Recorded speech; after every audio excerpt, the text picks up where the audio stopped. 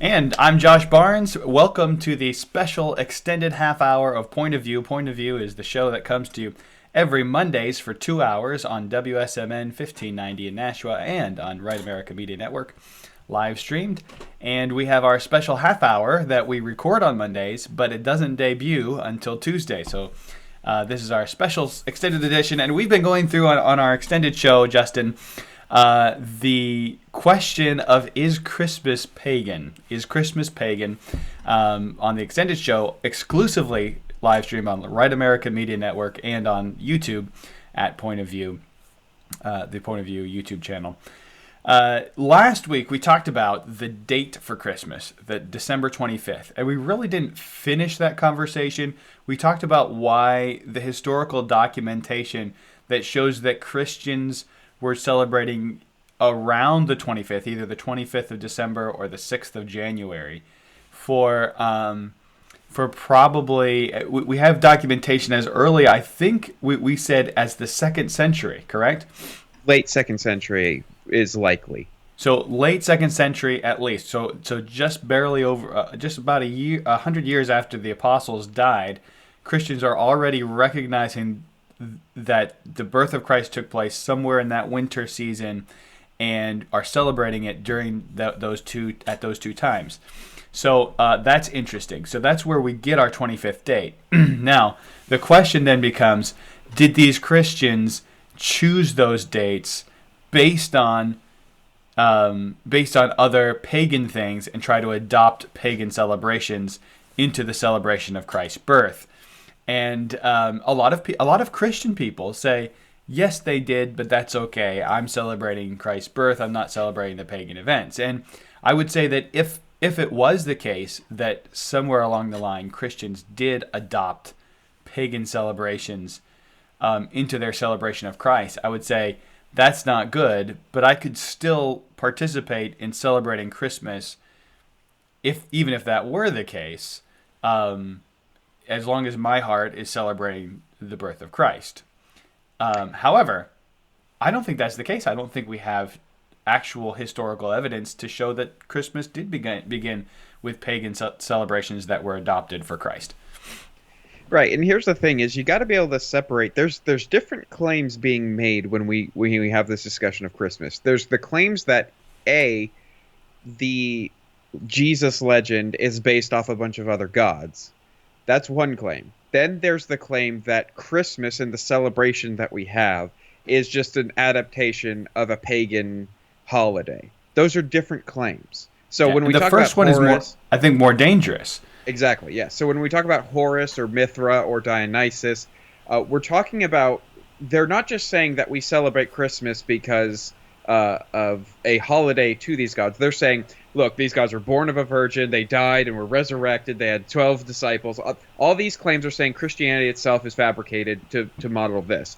Whereas for like Saturnalia, which we'll get into either this week or next week, Saturnalia, or like Sol Invictus, Saturnalia especially, they're saying is a holiday that was celebrated in Rome, and just it was sort of converted to Christianity, and Christians said, okay, well, we're going to celebrate Jesus' birth on this day instead. I think that's really a lot less dangerous. Like, Right. Frankly, that doesn't bother me if that's true. I don't think it is, and we'll get into that. But I don't think it bothers me that much, because the fact of the matter is, I think we have biblical evidence that we're allowed to celebrate holidays we make up.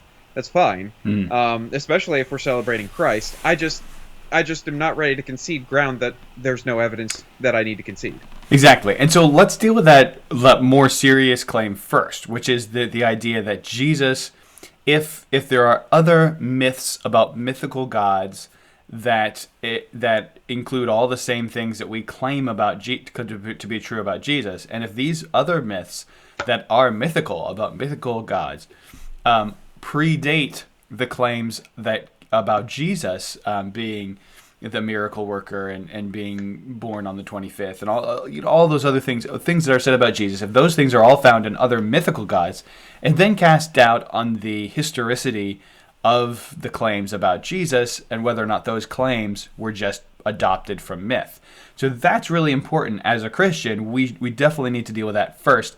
And then we'll talk about these other celebrations like Sol Invictus and Saturnalia that seem to happen in December, and were those celebrations adopted for the worship of Christ? But first, are our claims about Christ adopted from older pagan gods? I think that's probably the first question we need to deal with. Now, last week we talked about one of those gods, one of those pagan gods. Let's see, which one was it that we hit last time? We're going to hit Horus this time. Last time it was Mithra, right? From Persia. He was said to have been born of a virgin, born on December 25th. He was said to have had 12 disciples, performed miracles, dead for 3 days, resurrected, and was worshipped on Sunday. We walked through all of those claims and basically showed that, with the exception of him, he wasn't born of a virgin. He was born out of a rock. He wasn't born on December 25th, as far as we know, according to any of the myths. He only had 2 disciples, not 12. He actually isn't known for performing miracles, although it's not super significant. So we went through all of them and showed them. Go back and watch the last part 1 episode. But today we want to jump into 2 more gods, and then we'll jump into those 2 celebrations. The first one is Horus, and then we'll talk about from Egypt. Then we'll talk about one from Greece.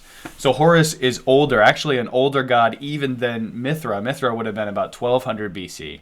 But all the way back to 3000 BC, we have this mythical god, Horus. And apparently, according to legends and according to what Zeitgeist puts out on the internet, they claim that Horus, the myths about Horus was that he was born on December 25th, that he was born of a virgin, that he was that there was actually a star in the east that announced his birth, that he was adored by 3 kings, that he was started teaching at 12, and we know, of course, Jesus in Luke chapter 2 begins teaching in the temple at 12 years old, and that Horus also was baptized and began his ministry at the age of 30, and also that he had 12 disciples. So these claims make it seem like, oh man, maybe our whole understanding of Jesus all came from an ancient myth, and Jesus never really did any of those things. And there's even more claims than that. There's also claims that he performed miracles. There's claims that he had a Sermon on the Mount, that he was killed between 2 thieves, that he was buried and resurrected, and that he was called Christ, Messiah, the way, the truth, the life, all of that stuff. All of these are claims about I haven't Horus. even heard those claims. Yep. Okay, so let's dive into them, and let's deal with the Horus claims. We'll start with the ones I listed, then we'll get to the ones you listed. Okay, so Alrighty. Was Horus actually born? Was the myth about Horus actually that he was born on December 25th? No. There's 2 different schools of thought on this one. The one that seems to be the more scholarly school of thought on this is that he was born near August or July, but you have to understand sort of the Egypt calendar to do the math. But it would be either sort of late August or early July. But there are others who claim he was born sometime around winter solstice. Either way, we have no documentation that he supposedly was born on December 25th. Just purely fabricated, made up, as most of this crap is. Right. And by the way, for everyone watching, I've put up on the screen a picture of Horus. He's basically looks just like Jesus. Yeah, it looks just like Jesus, right? He got the long hair. He's basically a guy with a bird head, so that's Horus. You're welcome. This is where we got our Jesus from. Of course not. But so he wasn't actually born on the 25th. That's just a claim that's made with no evidence backing it up. And it's not just no evidence. It's completely contradicted by everything we know about when he supposedly was born. It's worse than no support at all. It's contradicted. but okay, so this Horus, he was kind of born of a virgin, right? I mean, he was born. Tell us the story, the myth about Horus. Was he actually born of a virgin? Okay, so here's the funny thing. When people make claims about gods or goddesses in Greece or Egypt or wherever being born of a virgin, here's something you need to understand. If you've never looked into the ancient gods, there was very little virginity to be had amongst any of the gods. Yeah. Especially the Egyptian gods. Horus was supposedly. I think we had a little bit of an internet problem there. Can you hear me? You're coming in through on my end, so keep going. Okay, sweet. Horus was supposedly what happened is that Isis, which was his mother, reanimated a torn apart corpse of Osiris, pieced them together with some sort of magic, pieced them together, and then conceives Horus from Osiris after that. So see, I heard it the other way. I thought it was Osiris that reanimated Isis, but maybe I got that backwards. No, I think it was Isis that reanimates Osiris and then conceives by this reanimated corpse to have Horus. So no, nothing resembling a virgin birth. Either way, it's not virgin. Yes, this is not any way, shape, or form is this a virgin birth. And by the way, this is the very, very nice version. There are much grosser versions of this story too. So yeah, no virgin birth. No. Just keep in mind, guys, as you hear these crazy claims about Jesus being a myth that's adopted from ancient myths, these ancient gods resemble Bad Jesus people. In no way, shape, or form. They are terrible people. Yeah. Yeah, Jesus is the one who says if you look at a woman to lust after her, you've committed adultery. Right. Very different from any of the ancient gods. Right. And here's the thing: is you have to understand. My eyes were open to this when I was in college. I had to write a paper on Heracles, or now we know him as Hercules, his updated Roman name. But when I read the tales of his escapades and his conquests and looked into all the other gods around in the sort of pantheon and all that, you realize there was hardly any morality amongst the gods. Mm-hmm. Hardly at all. So no, there was no virgin birth happening. It just wasn't a thing. Yeah. If someone says that some other god was born of a virgin on December 25th, your instant reaction should be don't believe it. Yeah, don't believe that. That's not they did not encourage virginity back then. Okay, let's talk about the next claim. And that is that Horus his birth was announced by a star in the east. He was adored by 3 kings on his birth. Both of these claims have no source, and also the 3 kings thing is just it's learning your Christianity through songs. We 3 kings of Orient are. That's not actually what the Bible says. The Bible says that there was wise men. Doesn't tell us how many. Yeah. Just that there was 3 gifts that they brought. There's no source for 3 kings in there's the no Christmas source story. For 3 kings, or for either Jesus or Horus on this one. But Jesus was adored by wise men or magi, whatever you want to call them. They brought him gold, frankincense, and myrrh, which is why people assume 3, but there could have been a huge caravan of them. It doesn't tell us. Just that there was a group of wise men. In the book of Isaiah, chapter 60, I believe, actually talks about, in a prophetic way, talks about the rising of the star of Judah, and says that the multitude of camels and dromedaries will come, and kings will bring gold and incense. And so it could be a prophecy that's talking about, partially fulfilled at the birth and partially later. But it does seem to indicate that there's a giant caravan of wise men that come, not just 3 of them. I've always thought of it as more of a big group of wise men rather than just a couple. That's how the text seems to sort of read to me. But either way, if you're saying, ooh, Jesus is based off Horus because 3 kings adored Horus, first of all, no, they didn't. Second of all, they didn't adore the 3 kings didn't adore Jesus either. You've made this up for both religions at this point. And there's no source material also for him being announced by some star. Yeah. How about the him teaching at the age of 12? Is there any source for that? So as far as I haven't seen the source, there could be. This one, it's possible, but here's the problem. Again, this is one where even if I grant it to you, which I would have to see the source first, but even if I were to grant it to you, Jesus did not teach at 12. He was in the temple asking questions at 12. That's it. That's true. He wasn't. He was in the temple just asking questions of the teachers, and they were stunned at how smart he was. Just by his questions, they were stunned at his intelligence. Right. Jesus was just there asking questions, and they were like, "Wow, this is a bright kid." That's it. He wasn't like some teacher or master or something like that. So even if we grant this to Horus, which I'd have to see the source, but I don't, that I know of, I don't know, but I'll grant that that's a possibility. Even if it's true, it doesn't parallel Jesus. Right. How about this is the last one that I had. Well, let me say this real quick. I want people to understand. This is proof that this is somebody trying to make connections. When someone says, "Oh, look, Horus was adored by 3 kings. Horus was a teacher at 12." This is someone who is misunderstanding Christianity and then trying to make it look bad. Because these are not natural connections you get from the historical documentation. This isn't just doing history. That's not how you come up with these sort of things. This is on its face dishonest because it's misunderstanding Christianity and then trying to smear it by saying that it's stealing from this other stuff. So, sorry, go ahead. No, exactly. It's actually proof not of the myth of Jesus, but of the myth of Jesus. It's a demonstration that this is fabricated lies. That is what this is demonstrating. Right. Exactly. Okay. So 2 more things that I had, then we'll get to the ones that you had.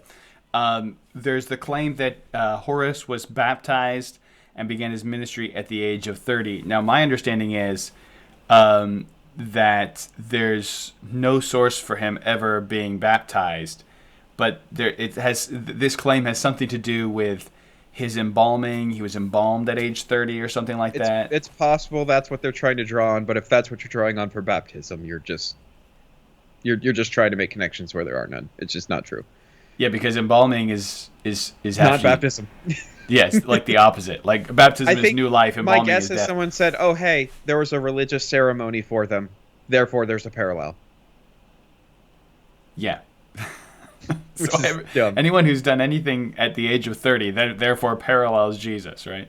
Right. Right. And then the 12 disciples. My information shows that he didn't actually have 12 disciples. He had 4 followers, right? Some sources say 3, some sources say 4. Yeah. And he also had 16, some blacksmiths, right? He had some 16 blacksmiths. Yeah. 16. So that's the thing.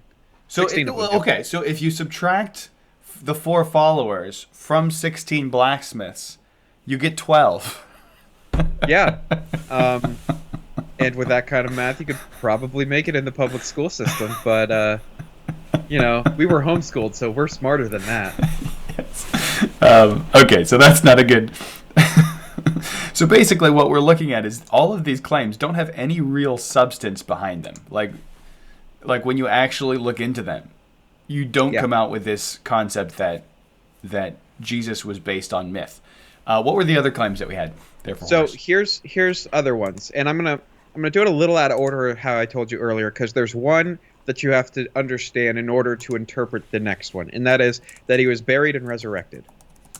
This is just a misunderstanding of what that meant to the Egyptians, because in the Egyptian mind, you died and you were resurrected in the underworld. That was Horus's place, that he is resurrected and performs miracles in the underworld. So we're not talking about he literally had a physical death and then rose back to life and walked among the people. That's not the myth about Horus. The myth about Horus is that he dies and then goes to the underworld and does miracles there. So both performing miracles and buried and resurrected are so foreign to what the Christian concept of it is that it's not a parallel. We're not even talking about the same thing. The Christian claim is Jesus literally died physically and then physically was raised back to life in the same place where he died, in the same body, on the same plane of existence, so to speak. Right. So that's not the case with Horus. We're just talking about, again, this is a parallelomania where there is something you could say, technically he was resurrected in an Egyptian sense, but it's not a parallel. It's not a meaningful parallel to anyone who is serious in their thinking here. Right, and literally every pharaoh, even of Egypt, was thought to be... I mean, this is why they built the pyramids. This is why they were thought to be gods. They were thought to have an afterlife. Like, the fact that the Egyptians believed in afterlife does not mean that parallels Jesus' resurrecting to the same life, right? It's not even afterlife. Right. And their afterlife is not the same concept of the Christian afterlife either. So, right. The other 3 that I said, the Sermon on the Mount, the being killed between 2 thieves, the being called Christ, Messiah, way, truth, and life, just simply not true. Just simply made up. Yeah. That's all. Okay, so let me pull up the next one. I'm going to put the picture on the screen here. Dionysus. Dionysus. Thank you for pronouncing that. He is said to be the god of wine and pleasure, I think, in Greece, right? And this would have been about 500 years BC, 500 years before Christ. So this, I think, seems somewhat more plausible if they were going to adopt, because Greek culture was very prevalent during the time of Christ, if they were going to adopt some god from mythology and make that into their new deity and make Jesus into this thing. This would seem to be a little bit more plausible. What the claims are, I think. Let me see if I've got my list of claims here for Dionysus. They say that he was born on the 25th, which I think, again, as all the others, there's no actual source for when he was born. But they do say that he was born of a virgin, that he performed miracles, and he is the god of wine, so maybe he performed water to wine. They say that he was called the King of Kings. They say that he was called the Alpha and the Omega. And they say that he died and was resurrected. So that's interesting, because if that's all true, that is definitely something that Christians need to think about. So let's talk now. We talked about the born on the 25th. All of these guys people on the internet will claim that these gods were born on the 25th, and there's actually no source material for any of that. We have no actual historical evidence for that. But let's talk about the born of the virgin. What are the myths around Dionysus, and was he born of a virgin? You said that we should be skeptical about those things. Well, real quick, Dionysus, you got to understand, this is going to be important in a minute, because when we finish this sort of list, you need to understand that Dionysus, the Roman equivalent, because the Romans took like Heracles and made him Hercules. That was the Roman version. Mm-hmm. Same thing with Dionysus. You have the Roman equivalent is Bacchus. That's going to be important in a minute, because when we're done this, there is a very important piece of context that is the knockout blow to this one. But as far as born of a virgin, so depending on the account that you follow, Zeus produces Dionysus through one of a couple different girls as an option, depending on which account you follow. But after conception, there is a tale of Zeus having to sew Dionysus into his thigh, but this is already after conception. So no matter what way because people will point sometimes to the Zeus sewing him into the thigh thing, but this is after he's already conceived. There's a whole thing about the Titans and all this sort of mythical stuff. But whatever way you want to go, there is a sexual conception that produces Dionysus first, and then it goes to weird, crazy towns after that. But no matter what, there is no virgin birth. There's no virgin conception. So no, it's just simply not true. I know that there's at least one version of the story where Dionysus is born of an affair between Zeus and either a princess or his daughter or something awful like that. His daughter is one of them, yeah. Yeah. In no case is that being born of a virgin. Right. Actually.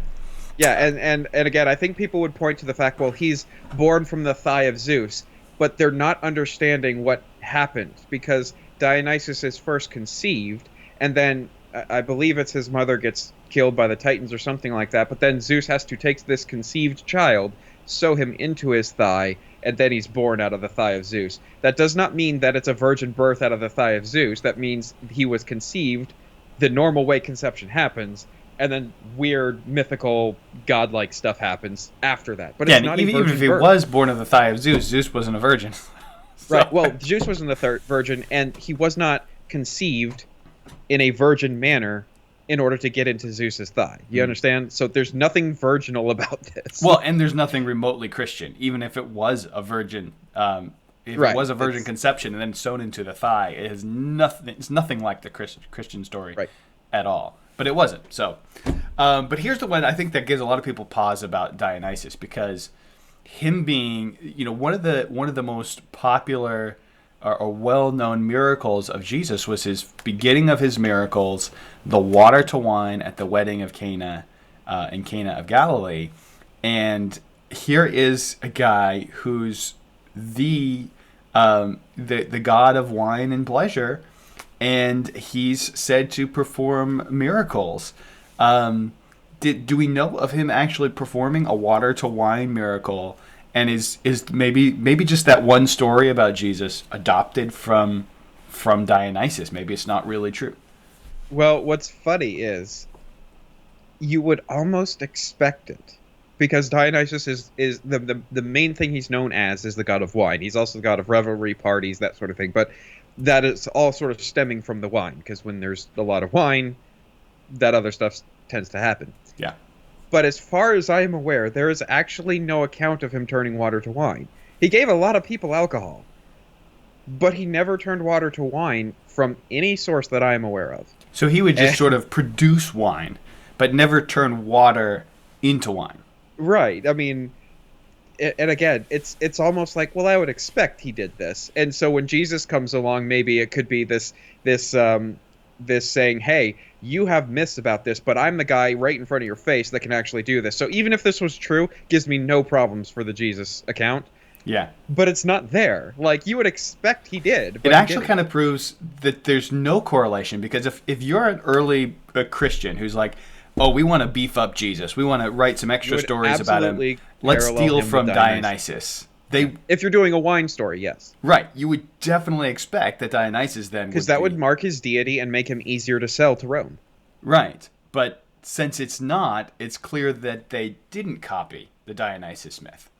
It would seem to support that, yeah. Jesus then would be authentic. Of course, we believe that. For those of you who are watching, like, wait, they don't believe that? We do believe that. We're just trying to approach this from the point of view of skeptics and saying, yeah, the evidence just isn't there for the pagan origins of the stories of Jesus. It's actually, and when we show that, it reinforces our faith and reinforces what we already know to be true. Let's talk about the King of Kings. Was he called the King of Kings? Was he called the Alpha and Omega? What's hilarious about this one is Dionysus was not a main god. He wasn't. He wasn't, like, again, there's the Zeuses. There's the big head gods. Mm-hmm. Dionysus was one of the under gods. He was not. To call him the King of Kings would have been absurd. So no, he wasn't, because he wasn't even that kind of a god. So no. Yeah. So. And by the way, there's no source for that. Yeah. So they just sort of just throw this out there to try to, get you. Oh, he's called the King of Kings, but he definitely was. He's the god of wine. Zeus, not like the god of the sun or the god of war. No, the god of wine. Yeah, the god of wine is the King of Kings, right? No, if anyone would have been called in Greece would have been called the King of Kings, it probably would have been Zeus. Zeus, yeah. Not. That was their main god. Yeah. Right. Alpha and Omega. I think, as far as my research, I found no sources for that either. But let's talk about the resurrected. There is sort of a weird kind of myth behind his death. Was he resurrected? So there is an account of him being ripped apart, and then his heart is taken and put into a new mother. That's weird, but there's a couple things about this. Number one, I don't think that's a very good parallel for death and resurrection of Christ, because it's very, very different. But number two, this account... actually, just to interrupt you there for a second, today, in our modern day, we actually have things called heart transplants, where someone dies and we take their heart and put it into someone else, and that's not considered a resurrection at all. Yeah, but more importantly, the account of Dionysus' death and resurrection postdates Christianity, so it happens well after Jesus. Yeah, so Dionysus is 500. The myth of Dionysus is 500 years before Christ.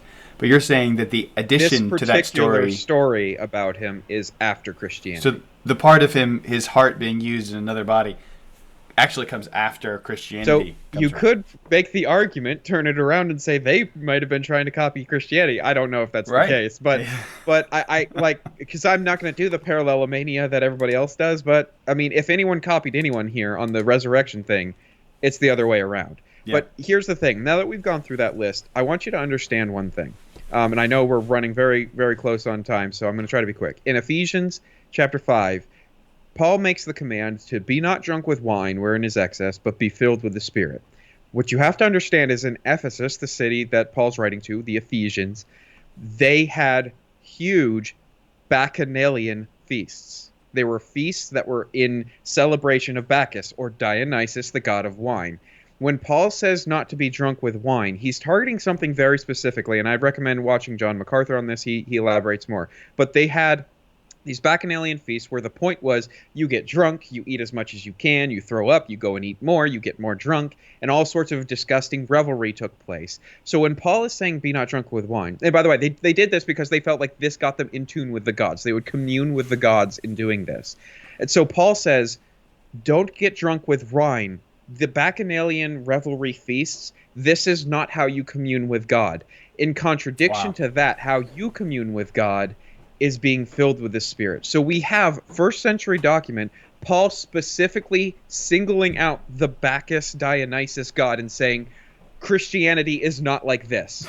This is not Christianity. Yeah. So to say that Dionysus is where we get Christmas from is to say Christians went, I mean, Paul, I hear you, but nah, we're going to celebrate Jesus like this. Even though you said this is not how we commune with God, this is how we're going to commune with God. Yeah.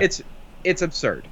Yeah, no, it absolutely is. And I thought we'd have so much more time, actually. I did too. But it's taken longer than we thought. So we'll get to these Roman holidays because this is where it gets a little bit more, I don't say more interesting. I feel like this is more important. The authenticity of the stories and the life of Jesus Christ, that's not born out of myth. That is actual fact. This wasn't something people made up copying other myths. But now, like next week, what we'll do is we'll get to these actual other Roman celebrations that took place in December and ask the question, do our celebrations from Christmas really come from that? And we might hopefully next week get to the idea of where, is a Christmas tree pagan? Does it come from pagan origins? And all of those types of things. Are they Christmas caroling? They say that happened at I think it was Sol Invictus, Saturnalia, or Saturnalia. Yeah. Anyway, so we'll get to all those questions next week. Make sure you join us next week for Is Christmas Pagan, Part 3 on Tuesday. It's only on Right America Media and on Point of View.